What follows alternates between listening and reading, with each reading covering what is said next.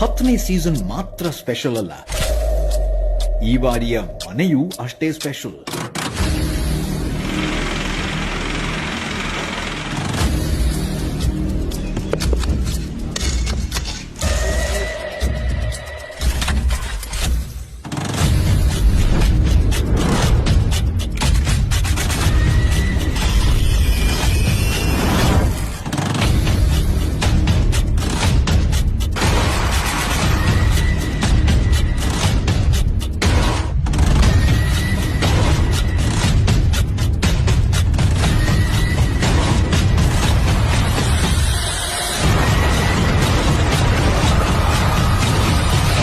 ನೂರಾರು ಕಾರ್ಮಿಕರ ಹಗಲು ರಾತ್ರಿ ಎನ್ನದ 4 ತಿಂಗಳ ಎಡೆ ಬಿಡದ ಶ್ರಮ ಈ ಸುಂದರ ಮನೆಯ ಹಿಂದಿದೆ.